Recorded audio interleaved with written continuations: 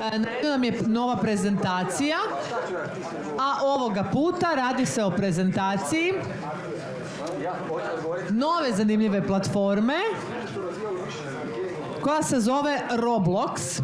Što je Roblox? Za vas koji ne znate, to je platforma za online igre i sustav za stvaranje igara. Kako tamo veliki svjetski studiji promoviraju svoje filmove i serije, ali ne samo oni, već i kompanije poput L'Oreala i Googlea, reći će nam scenarist koji radi na relaciji London-Singapur i u nekim svojim projektima se već navelike služi i koristi Robloxom.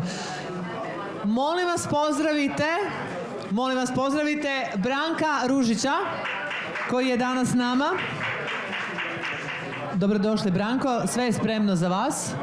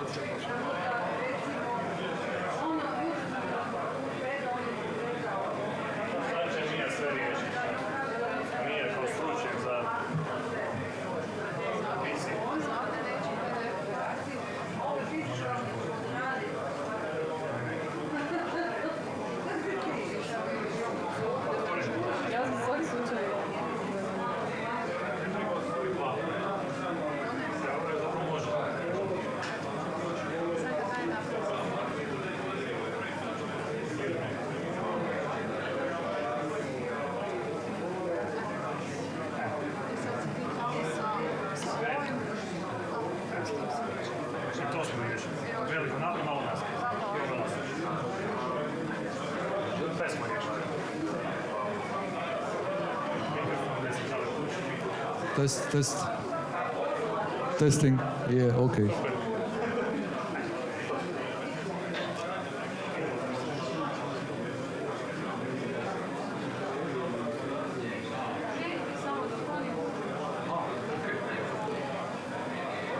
Dobar dan, ja sam Branko Ružić, scenarist i dramski pisac i danas ću vam predstaviti Roblox kao jednu veliku gamersku platformu, ali koja je nadišla činjenicu da je startala kao gamerska, ona je sad platforma za promociju raznih sadržaja. Očekuje se čak i Taylor Swift da se priključi ovoj platformi.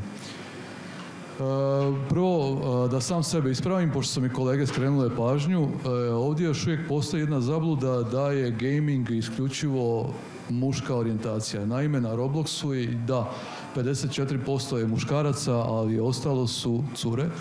I postoji veliki trend da će cure u tom smislu nadigrati dečke, odnosno da će cura biti više. Tako, ako planirate svoj film na Robloxu, a ignorirate cure, vjerujem da nećete baš jako dobar posao napraviti. Sad, kad smo odradili taj uvod, krećemo odmah od onog što nas svih muči, a to je ova prazna dvorana. Prazna dvorana je vjerojatno nešto najgore što filmaš može osjetiti, znači niko nije došao na film i gdje smo pogriješili. Pogriješili smo u tome što ignoriramo jednu publiku, ne slušamo je i nakon toga ta publika vi je možete na neku foru dovesti na silu, možete ih privesti u kino, ali to vam pomoć neće. Oni nisu realna publika, oni će doći, možda će vrtiti po mobitelu i zaboraviti vaš film i prije nego je završio. Zato smo mi sad ovdje da probamo naći koja je to publika i čemu nam služi taj Roblox zapravo. Dakle, krenut ćemo ovako, upoznavanje samog Robloxa i publike, proći ćemo kroz teme zašto je pao taj broj kino posjetitelja, proći ćemo kroz temu naravno Roblox i nova kino publika, pokazat ćemo neke case studies, odnosno gdje su uspjesi, a gdje su i potencijalne zamke. Naravno, predstavit ću vam ukratko i marketinške strategije koje se koriste, trendove u bliskoj budućnosti, to je mala, naravno, pogađalica što će biti in, što neće. Pokazat ćemo koji su to benefiti za filmaši i publiku i naravno ostavit ćemo prostora za pitanja i odgovore ako ih bude. Dakle, Roblox i publika, odnosno kako ih zainteresirati za film. Ono što odmah moramo reći, baza korisnika je 380 milijuna mjesečno. Dakle, mi govorimo o čitavom zasebnom svijetu. 380 milijuna, s tim da je ovo već sad zastarjeli podatak jer se iz tjedna u tjedan taj broj povećava. Govorimo li o primarnom targetu? On se kreće između 10 i 25. Dakle, vi tu imate toliki raspon da je to nevjerojatno i svi nađu svoje mjesto. Zato što je to jedna ogromna, u Hrvatskoj koliko primjećujem, teže zamisliva platforma po svojim dimenzijama. Dakle, ona je platforma koja omogućuje istina kreaciju igara, ali ona vam daje i ono što Englezi zovu sense of community. Odnosno, vi kad ste u školi ne birate razred, tamo gdje su vas stavili, bog. Klinci vole, i malo stariji klinci, vole Roblox jer sam biraš svoje društvo, sam biraš svoj razred, sam stvaraš svoju ekipicu, ta ekipica može biti iz bilo kog kraja svijeta i zato oni to vole. Oni se na taj način, čak sad jedan je njihovih influencera je napravio dejtanje preko Robloxa, to je njima postao novi svijet. Jednostavno, klinci najviše vole kada oni mogu određivati s kim će oni biti u škvadri. I to je jednostavno, to ih kupuje. Imate sličnost sa kinom i YouTube-om. Dakle, koja je sličnost? Ako imate imalo znanja što se tiče kompjutera, prvo što će vas neko pitat, to je možeš li mi kako maknuti one reklame s YouTube-a. Ako vi dođete na Roblox i samo platite reklamu što možete, postoji opcija, vi ste vjerojatno samo iritantni. Oni će tražiti sve mile načine da tu vašu reklamu ne pogledaju, da vaš taj trailer zaobiđu i tako dalje. To nije dobar način. Mislim, možete probati, ali realno ćete vjerojatno baciti novac u vjetar. Osnovne značajke Robloxa su, dakle, interaktivnost, prilagodljivost i on je sam po sebi neovisan. Dakle, on se umrežava s drugim platformama, ali on je ujedno zaseban svijet. Sad da vidimo gdje su nestali ti naši kino posjetitelji, zašto imamo takvu objektivnu rupu u kino dvoranama, što se da primijetiti ako pogledate statistike Cinestara lokalnog ili koga god hoćete, naći ćete da ta publika naprosto nas zaobilazi. Ok, jedan dio su streaming servisi, jer tu oni u trenu nalaze sav sadržaj koji ih zanima, u trajanju koji ih zanima i s tim se objektivno istina teško boriti. Ono što je dalje poraslo, to je interaktivni oblici zabave. Dakle, vi ste u filmu pasivni promatrač, a u Robloxu ste interaktivni. Ja ću vam to sad ilustrirati s jednim banalnim primjerom iz kojem sam se ja susreo. Dakle, jednom je bila popularna igrica World of Tanks.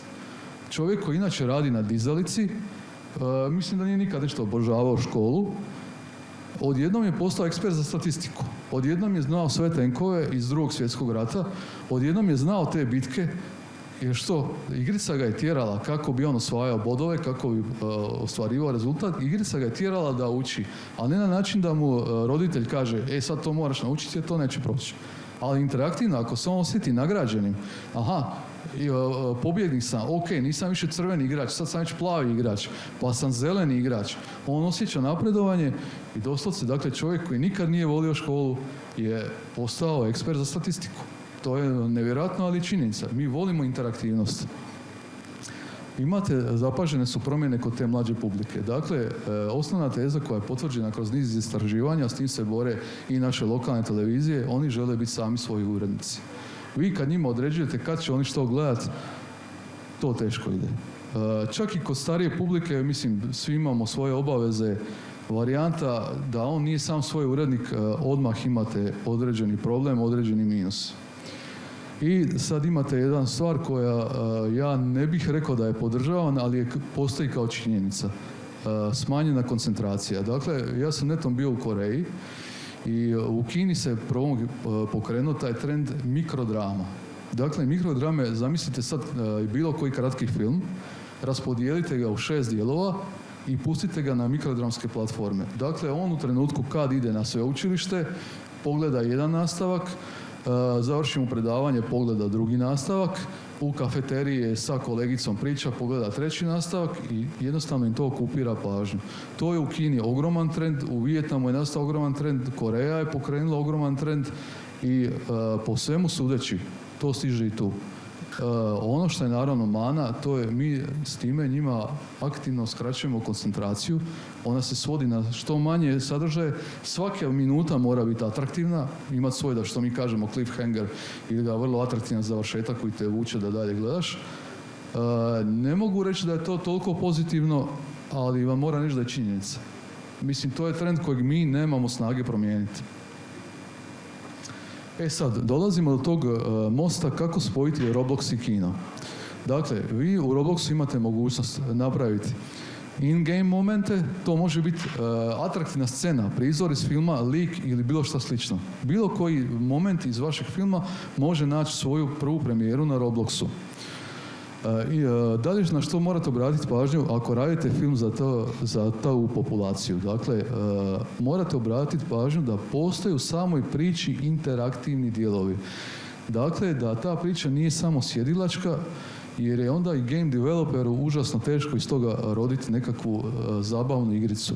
Naime, šta je svijet čarobniji, šta je svijet šašaviji, ako hoćete, luđi, ako može biti steampunk, nema veze, nije bitno, ali bitno je da nije samo talking heads. Iz talking headsa vam je najteže roditi igricu. Ako imate te neke elemente, da li je to mala opsada, da li je traženje nečega, to je to što se traži. Dalje, zašto je Roblox dobar? On uključuje publiku kroz događaje. Dakle, vi imate virtualne svoje razrede, i u tim virtualnim razredima svak može pozvati svoju škvadru i čuje ono, stekao sam kroz neke bodove pravo da prvi vidimo, ekskluzivno prvi teaser filma. I imate ga. Ono što je u kinu klasičan problem kojeg mi ne možemo riješiti, naravno jer je tako, kino je statično. Mislim, jednostavno statično je, vi sjedite u kinu i gledate film. Ovdje okruženje i kako će kino izgledati određuju sami korisnici. I to je jedna stvar koja, kad vi probudite pažnju u Robloxu za tim filmom, on više neće imati taj problem kad gleda konačni film. Jer jedno ste ga već zainteresirali. Problem je u tom početnom interesu, a početni interes se rađa isključivo u takvom jednom interaktivnom okruženju. Ono što je bitno, suradnja filmaša, dakle scenarista i redatelja u nadgradnji bazne priče. Vi u filmu imate manje više linearnu priču, ok, može se nekad i granat, međutim, ako surađujete sa game developerima, jedna scena, ona nije definitivan kraj. Vi možete korisnicima omogućiti da se dalje igraju sa tom scenom, da oni kreiraju svoj svijet od nje. I to nevjerojatno, ali pobuđuje onda i interes ponovno i za originalom. Tako da tu dobijete jedan savršeni krug. Dakle, pobudite se interes, odu gledati film, vrate se ponovno na ovo i sami rekreiraju taj svijet. To je jedna nevjerojatna stvar koja ovako zvuči pomalo fantastično, međutim pokazat ću vam kako to zapravo u praksi šljaka. I ono što je važno, cross-platform. Dakle, to vam je situacija, jer Roblox jest svijet za sebe, međutim, on savršeno funkcionira sa YouTubeom, sa TikTokom, sa svim ostalima. Influenceri koji rade Roblox, imate od Creek Talka do dalje, imate ih nekoliko koji su vrlo aktivni, imate oni naravno manje atraktivnih, ali ih je pristojan broj. Oni svi stalno rade taj cross-platform. Znači, nešto što je bilo na Robloxu, on reklamira na YouTubeu, to njegovo sa YouTubea postaje TikTok sadržaj i širi se dalje društvenim mrežama. Dakle, omogućujete uz puno manje novaca da stvar postane viralna, što nije jednostavno. Inače, to košta ozbiljan novac. Sad prelazimo na case study da vidimo kako je to zapravo u praksi funkcioniralo. Namjerno sam ovdje istakao brojke zato što su jednostavno fantastične. Dakle, izabrao sam naravno velike hitove zato što će to biti filmovi koje nadam se većinski znamo. Dakle, Ready Player One, 47,2 miliona sati igre. Dakle, 47,2 miliona sati se provelo igrač. Da li možete zamisliti tu brojku? Nevjerojatno je. Znam. Bazirala se zapravo na 4 igre koje su izvučene. Dakle, to je bio Jailbreak, Phantom Forces, Yolk Tales i Hexaris. Od toga je, mislim da je Yolk Tales ipak bio broj 1, ali ni ostali nisu zaostajali. Dakle, ove milijone sati igranja trebalo s nečim popuniti. Dalje imate slučaj Godzilla x Kong. Tu vam se, dakle, situacija, pošto sam ja to nešto radio za Warner, znam iznutra kako izgledalo. Oni su prikazali nekakvu vrlo grubu šnitu filma, naišli su na vrlo tanušnu reakciju svojih studijskih šefova i odlučili su da moraju nešto poduzeti. Ne možete snimiti film iznova, možete ga nadosnimavati, ali snimiti ga iznova nećete, i odlučili su se za Roblox strategiju. Šta su radili? Pozvali su game developere i pitali ih u kojem najkraćem roku nam možete marketinški pomoći.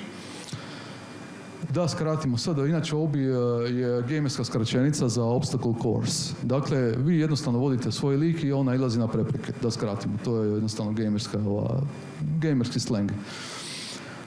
U 2 tjedna 2,7 milijuna ljudi je bilo u Hollow Earth. Hollow Earth je, dakle, jedno od središnjih mjesta gdje se Godzilla x Kong odvija. Sad zamislite da nisu imali Roblox. Koliko bi ljudi znalo da će taj film uopće izaći?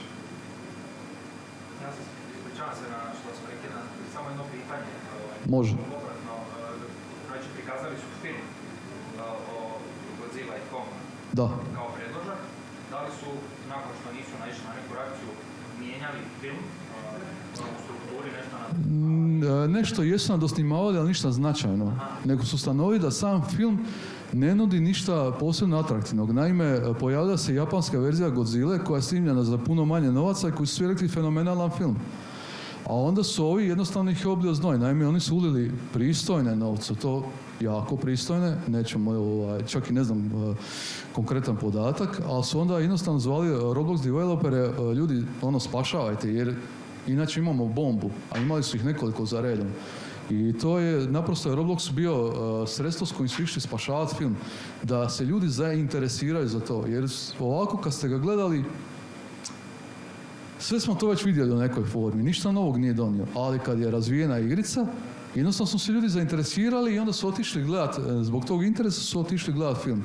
I to je Boga mi spasilo box office. I sljedeća stvar koja se dogodila je bila sa Kung Fu Pandom. Naime što, Kung Fu Panda, znamo svi, jako je popularna, slatka panda koja vježba Kung Fu, sve je bilo u redu, međutim franšiza se malo umorila. I oni su skužili da se malo, jer je bila i serica, pa su se pojavili webtoons, franšiza se umorila, 4. nastavak nije donio ono što su oni željeli da donese. Atraktivno, ok, ali bojali su se box office-a. Kad su ustanovili da to na box office-u neće napraviti too low, opet su zvali Roblox u pomoć. A Roblox su zvali u pomoć na način da im pomognu da prodaju merch iz filma. Dakle, elemente iz filma, da pojavljaju se od kineske hrane do niz drugih elemenata, kristalića i tako dalje. Znači sve što je ko skriveni product placement u filmu. I sad kad su igrači u virtualnom svijetu počeli skupljati te stvari i uspjeli dogovoriti sa Robloxom, dakle da se to može konvertirati u stvarni svijet, u stvarnu lovu, šta smo dobili? Dobit se uduplala. Dakle, od 550 milijuna pomnožite s 2. Toliko je iznosila konačna dobit filma. Jer 550, koliko god to nama zvuča spektakularno, jer riječ je o animiranom spektaklu koji je ozbiljno koštao. I mi kad kažemo 550 govorimo, ne zaboravite o bruto iznosu. Vi kad odbijete naknade distributera, prikazivača, sales agenata i ostaloga, to nije ta lova. Ali kad pomnožite s 2, onda znate zašto ste radili film. To je ono gdje hrvatski film, pa i film u cijeloj regiji malo kaska. Imamo mi nešto za ponuditi, ali naprosto ne znamo metode tog plasmana. Tu Roblox dosta pomaže. Sad, već smo nešto govorili o ovome, kako napraviti efektnu marketinšku strategiju. Dakle, to su vam razni zbilja in-game eventi, kako ih kažemo. To su igrivi dijelovi filma, to može biti let. Zamislite bilo koju akciju iz filma, opsadu, bilo šta. Sve što čemu razmišljate da je nekakva akcijska scena ili zahtijeva možda rješavanje neke zagonetke. Ili možda zahtijeva određeni role-playing game. Sve to može biti developerima vrlo zanimljivo i mogu od toga napraviti nešto vrlo atraktivno. Dakle, to je nešto što treba. Sljedeće što imamo su brand elementi online. Naime, ta populacija nema taj hobi da tek tako ide uokolo i kupuje brendove. Njima ih moramo znati lukavo podvaliti, da tako kažem. Oni kad to susretnu u Robloxu, kad su oni među svojom ekipom, kad se o tome priča, kad se o tome nekakve virtualne prezentacije, puno veća vjerojatnost je da će on i uživo naručiti taj. A pogotovo ako u samom Robloxu ima opciju klik, spend cash, naručio je, stvar provjereno funkcionira. Same virtualne premijere, to ono što smo spomenuli malo prije, a tad nisam htio odmah o marketinškim strategijama, virtualne premijere, dakle, on tu sjedi u svojoj kući sa svojim slušalicama, ali samo kino, sam taj ekran kako izgleda onako kako se on i njegova škvadra dogovori da izgledaju. I tu da ćete raditi premijeru tizera, trailera, određene scene, bilo čega. Sve je izvedivo, sve možete u Robloxu napraviti, samo ako imate dobar dizajn. I ono što je bitno tu naravno napomenuti, Roblox nije samo platforma na koju ćete vi tek tako nabaciti sadržaj pa ćete svi kačiti na njega. To ne funkcionira. Roblox je ogroman. Dakle, mi govorimo o 500 milijuna recimo korisnika koji će biti računaju do kraja godine. Ako vi samo nabacite igricu tu, neće niko ni primijetiti. Ključ vam je kao u onom eksperimentu Joshua Belle, morate naći svoju prvo baznu publiku, a onda će vam algoritam pomoći da se ta publika širi. Tu vam jako pomažu influenceri. Puno su otvoreni za suradnju nego što ljudi misle. Dakle, vi ako sad nazovete nekog njih, odnosno pošaljete e-mail, imam film, atraktivan je, omogućite mu da on vidi nešto iz tog filma. Ako je to u skladu s njegovom filozofijom, znači da film nije nešto desetoga, postoji mogućnost da ostvarite suradnju. On tada na svom YouTube kanalu, na svom bilo čemu što ima tih platformi, priča o vašem filmu. Ali kome priča? Priča svom milijunskom auditoriju. Roblox influenceri imaju po 30 milijuna pregleda. Pazite, vi koji god teaser stavili na YouTube da bi dobio 30 milijuna pregleda, good luck, ja bih rekao. Šta god da ste napravili, nije lako. Osim ako nije sad, ne znam, velika franšiza, pa svih zanima kako će izgledat, influenceri mogu jako puno pomoći. Sad ovdje se malo igramo, naravno, pogađanja kako bi to u budućnosti moglo izgledat. Krenulo je dakle sa filmskim studijima koji su lansirali kampanje na Robloxu. Dakle, ali kampanja na Robloxu je lansirala i Rihanna za svoj parfem, gdje je omogućila interaktivno da pobjednik napravi najbolji dizajn njenog budućeg parfema i automatski se o tom njenom natječaju toliko pričalo da su svi o izlasku parfema znali unapred, godinu dana maltene. To su filmski studiji počeli koristiti. Ono što mi trenutno sad kaskamo, pogotovo u ovoj regiji, su partnerstva developera i producenata. Oni sad vani ulaze u treću brzinu, mi ovdje još nismo ni u prvoj, nažalost. Jednostavno nismo još shvatili da ta publika traži interaktivnost, traži drugačiji pristup. Mi moramo promijeniti taj sami mentalni sklop, ako ih želimo dobiti u kinu. Ono što se dalje očekuje je puna integracija korisnika platforme u same filmove. Recimo, imate uspješnu franšizu, napravili ste prvi nastavak, ok je. Nakon toga aktivirali ste Roblox i u Robloxu ljudi proizvedu, sad ću reći na pamet, daljinski, bilo što. A vi onda kažete, ok, tebe nagrađujem posebno za to što si proizveo, a sad tvoj element kojeg si proizveo će biti u mom nastavku filma. Automatski svi požele koragu da sam bar ja nešto dizajnirao, vidi sad koliko se o njemu priča. Dakle, on jednostavno pokreće tu priču, pokreće tu marketinšku strategiju, radi je jednostavno na taj nevjerojatan vrtlog način. Jednom ubačeno, dobija na ubrzanju u nevjerojatnom roku. I to je nešto što možete postići samo u virtualnom svijetu. Ovo je dalje naravno nagađanje, ali pretpostavljam da nije daleko od trenutka kad će biti puna virtual reality implementacija gdje će oni moći biti u vašem filmu u potpunosti. To nadam se da neće tako skoro, ali ako gledamo Koreju, Japan, Kinu koji su uvijek nekako ti predvodnici tih tehnoloških zahvata, bojim se da nismo daleko od toga. Ljudi traže se jače podražaje toga, mi smo premala kinematografija da bi mi mogli diktirati trendove, ali ih možemo pametno pratiti. Sad da pričamo malo o benefitima i za filmaši i za publiku. Dakle, za posjetitelje kina imate interaktivnost, vam je odmah veća zainteresiranost. Dakle, niste ga samo doveli po prisili da tu odgleda film, nego on se osjeća dijelom tog filma. On osjeća da je on nečemu ili pridonijeli. Aha, o super, ovo je teaser koji smo mi Škvadrak svi gledali. To je ta igra. Možete postići ekskluzivnost. Dakle, ljudi koji su nešto pridonijeli filmu na neki način, ga izreklamirali, da li su igrali igricu ili nešto, ok, za vas koji ste ostvarili dovoljan broj bodova, imamo ekskluzivnu premijeru, teasera, trailera, bilo čega. Ljudi vole se osjećati da su po nečem posebni. Ok, ja imam rekord na ovoj platformi, super, imam pravo i na virtualnu premijeru, znaš o čemu se tamo radilo. I tako se ta priča pokrene. Dakle, za same filmaše, mi sad tu publiku, ja moram realno reći, u kinima nemamo je. Možete slobodno provjeriti kod Krstulovića, kod bilo koga od naših distributera ili prikazivača, ta publika nam je rijetka, dođe vam na mega blockbustere, nešto što je trend tipa Barbieheimer ili tako dalje, ali objekti nas izbjegavaju.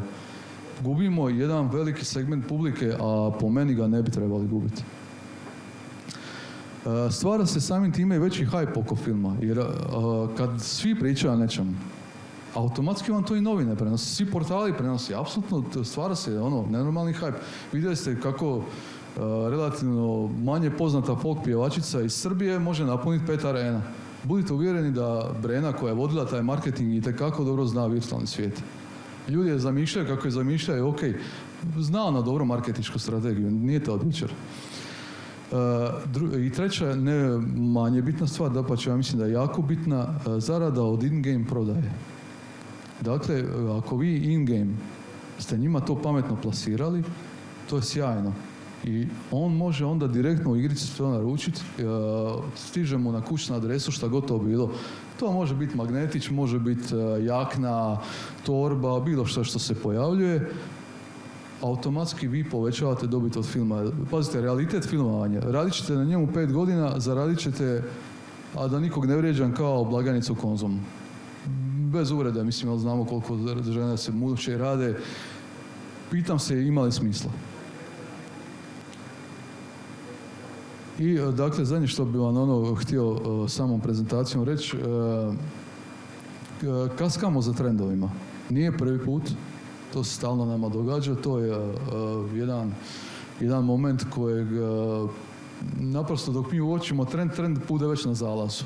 Ovo nam je prilika da mi sad uskočimo u taj vlak, jer što se dogodi? Recimo Roblox on je u Kini zabranjen, Turska ga je dijelom zabranila, kineske službe su tražile da oni imaju upliv u sam Roblox, što je Amerikanac rekao ne dolazi u obzir, da imaš backdoor tu. Ali ostatak svijeta je to jako dobro prihvatio. Ako mi sad to izignoriramo, pitam se gdje će nam otići ta publika. Mi je već sad nemamo. Ako je niste kupili dok su imali 15 i 20, jeste baš sigurni da će doći gledati vaš film kad budu imali 40. Ali ako steknu naviku odlaska u kino, a ona im pomaže u tome, onda možda ih nismo izgubili. Pazite, ja znam taj primjer iz teatra. Kad su krenuli za mlađu publiku raditi teške drame i nešto što je ok, treba i to prikazati, naravno. Odbili su ih od teatra i vi danas imate u teatru ogroman segment publike koji ne dolazi i imate situaciju da vam u marketingu praktički znaju poimenice sve koji dolaze u teatar. I ja mislim da mi to u filmu ne smijemo dozvoliti. To je moje razmišljanje, a bolje je reagirati sad dok još možemo, jer premali smo mi da bi mi mogli biti diktatori trendova.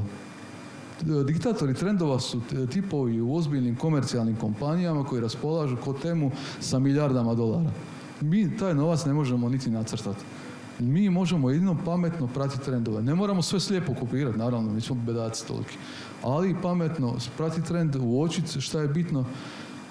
Da li vi proizvodite francuski ključ ili proizvodite film, dođe vam ga na isto. Ako ne slušate svoju publiku, neće ići. Naprosto znamo kako će završiti. Izvolite. Pitanje, možda su i dva, teško mi je samo to sad razlučiti, ali prva stvar, apropo praćenja trenda i marketinške strategije u hrvatskom filmu sad konkretno, da li mislite i u kojem omjeru mislite da to je manja uloga u marketing ili je upitna kvaliteta sadržaja koja se nudi unatoč marketingu, a kako bih rekao, da li mislite da je jedno presudnije od drugog što se tiče konkretno hrvatskog filma? Pa ja bi, što se tiče hrvatskog filma, ja bi dao negdje 50-50 na to. Mislim, objektivno iz mnogih naših filmova je užasno teško marketingašu, koliko god bio spretan, napraviti dobru strategiju. Teško je. Naime, vi njemu morate dati nešto. Od čega on gradi priču, od čega on stvara hype.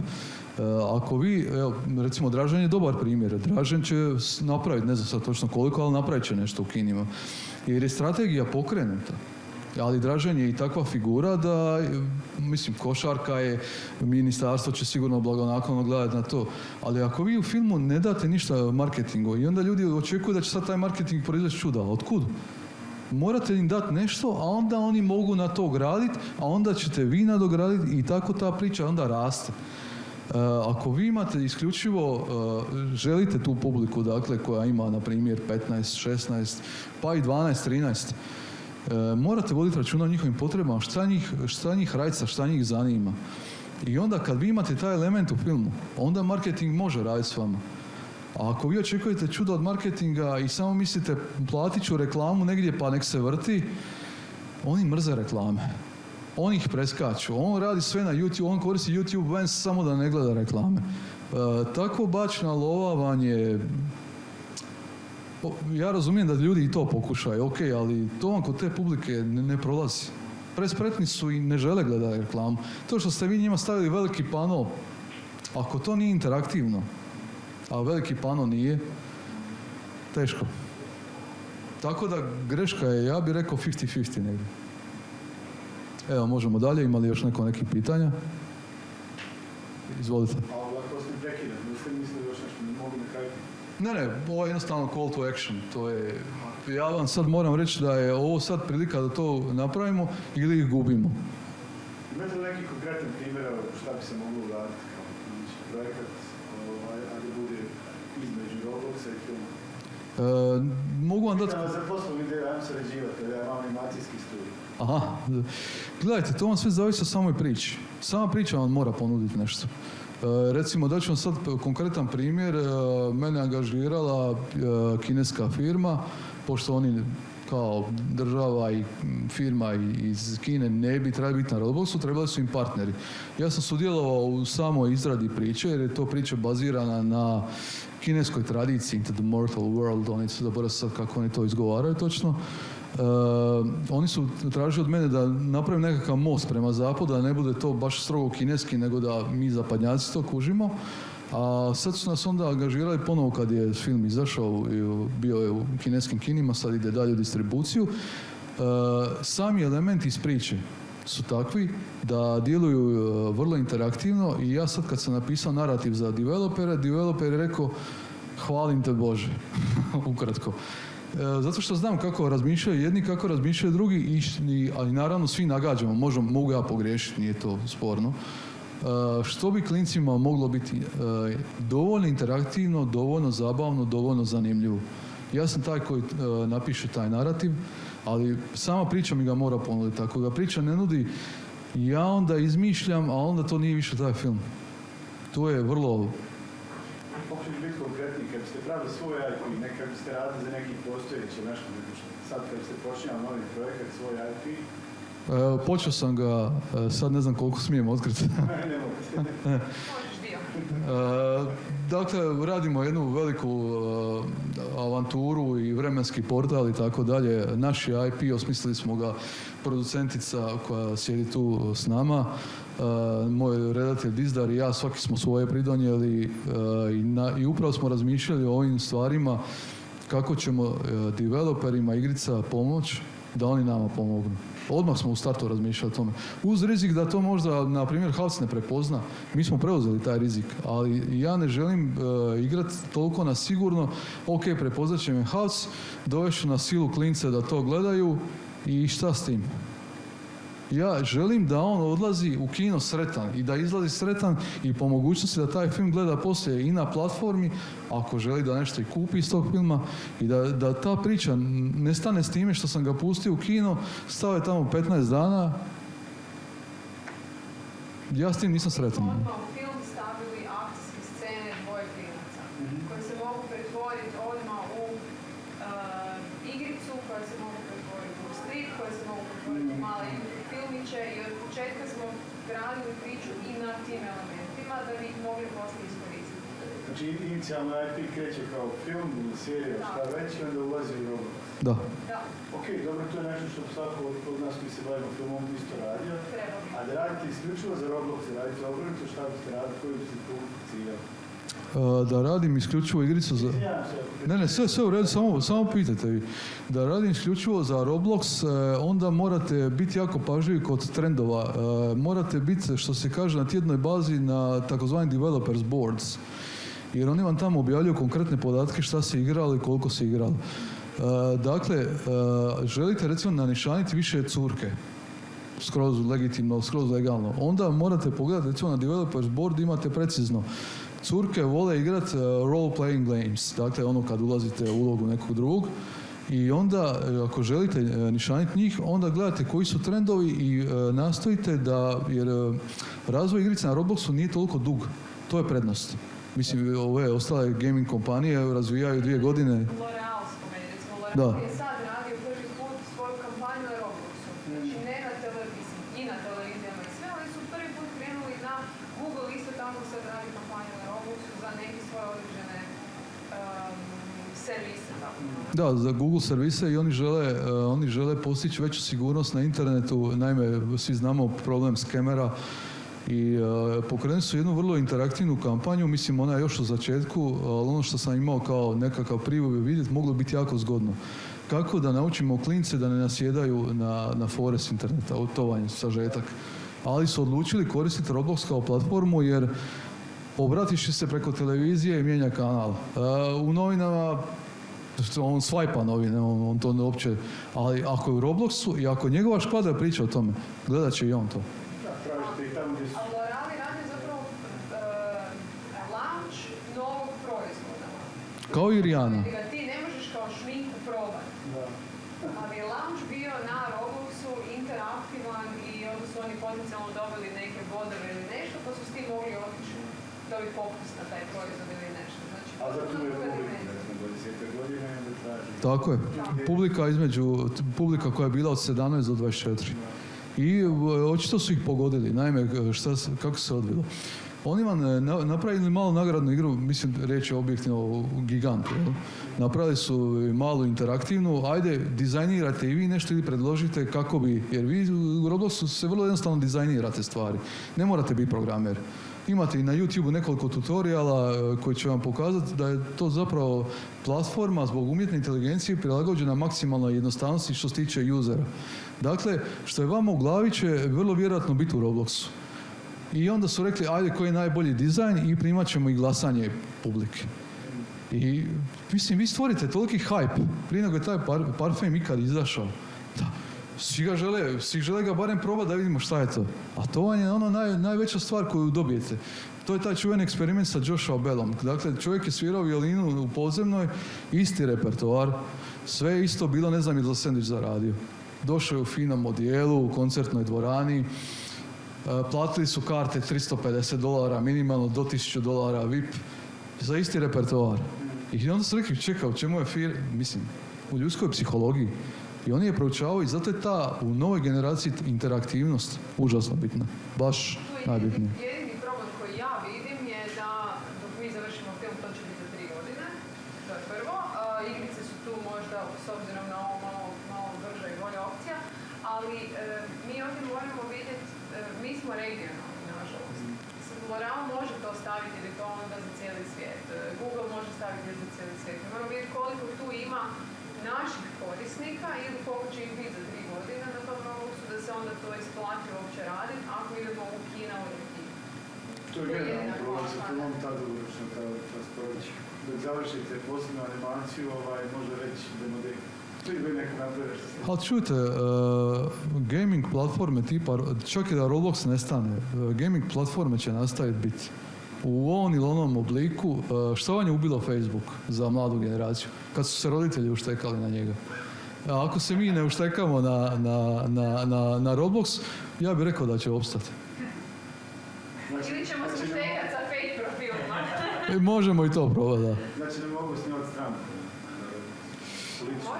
Pazite, ako je došao Coldplay kao band, ako je Taylor Swift najavila da će ona doći, ko vam brani da stranku osnivate? Samo ne znam koliko vam je baza glasača. I da li smiju glasati još? Izvolite, jeste vi. Rekli ste za Coldplay, da su najavili da će doći na Roblox. Da, A oni već jesu.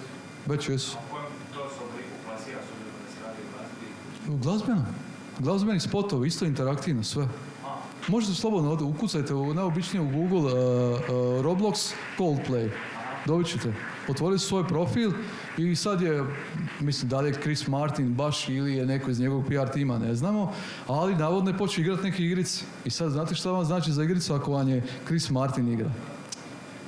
Mislim, to je lukavo rađeno, to je isto kineski i korejski princip, ali princip koji šljaka.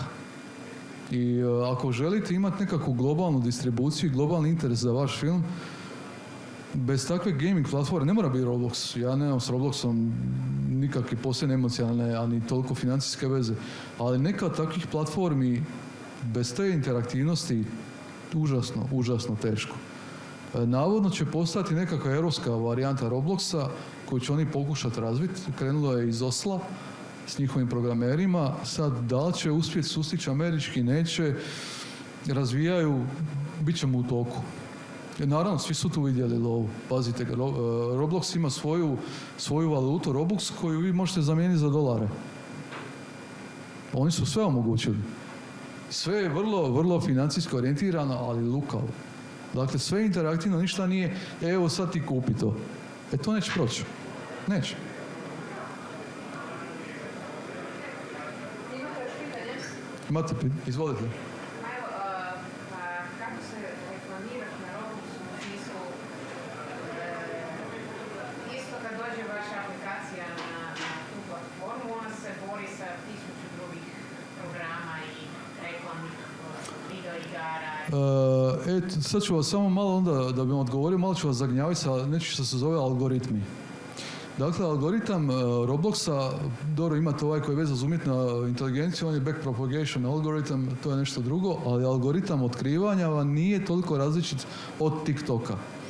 Dakle, trebate naći svoju baznu publiku, koju možete naći da li putem influencera, kojemu kažete ajde odi online i probaj igru, naravno platite mu nešto, ali nisu velike svote. Oni ne pitaju velike svote jer isprobavaju puno igara i on vam da iskrenu kritiku te igre. I ako vam on nahvali, a vi se možete dogovoriti naravno, ali moramo biti stvarno zanimljiva, neće on folirati jer bi sebi rušio publiku.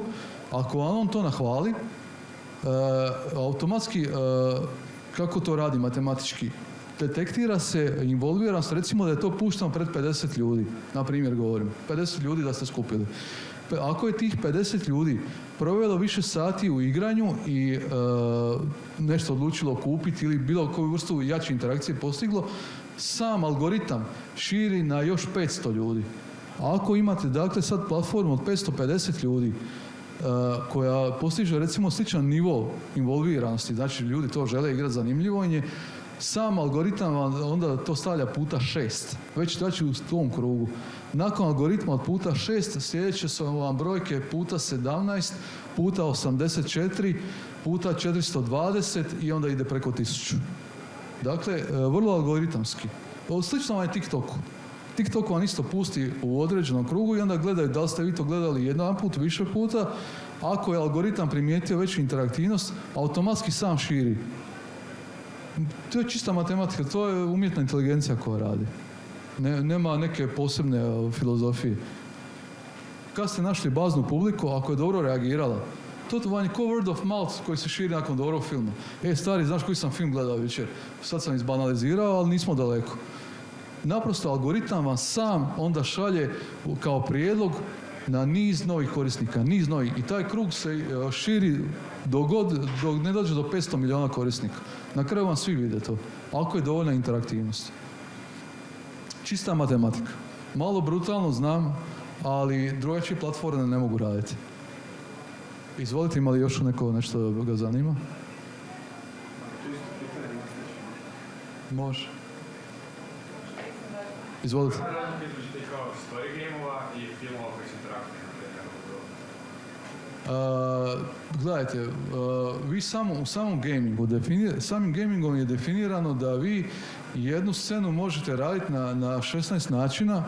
Recimo, ako je sami interaktivni filmić, vi ćete utjecati na eventualno na puki narativ te igre. Znači, recimo sad neko ulazi na vrata, uzima pištolj, puca u staklo, staklo pada, a vi možete onda odrediti samo NPC karaktere, da li će neko sjediti ovdje i pucati na njega. Ako se radi igra, onda vi to sagledavate sa 6 mogućih kuteva. Tu onda već može biti zasjeda. Ispred vrata, iza njega može biti još neko od drugih igrača. Može se cijeli kompletni zid spuštati i ulazi kompletna ekipa nekakva. Mogu upadati komandosi kroz prozor. Vi tad možete jednu običnu scenu, kako ste zamislili linearnu, u Robloxu ona može biti bilo što. Iz bilo kog kuta promatrano. Može biti iz rakursa mrava ako hoćete. To je ta razlika. I onda se ljudi vole igrati s tim. Šta bi bilo sad kad bi ja sad stavio ovo tu, nek sad on nagazi na minu, da vidim šta će se dogoditi. Mislim, dogodi se što se dogodi. Igra dobija drugačije krajeve, ali oni samim time vama na kraju pomažu, jer vi onda vidite šta njih zanima. I u kom smjeru bi neki sequel mogao ići. Ili spin-off. To je ta varijanta koja vam je tu ogromna razlika. Dakle, ovi korisnici otvaraju od vašeg jednog svijeta, otvaraju vam beskonačan niz mogućnosti. A u samom linearnom prikazu vi ipak imate mogućnosti više, ali ste s tim ograničeni. Dakle, nije beskonačno. Vi nećete moći srušiti zid. Zid će biti fiksni. A u Robloxu ćete ga srušiti. Iza zida će biti tank ako hoćete. Ima li još neko da ga zanima nešto?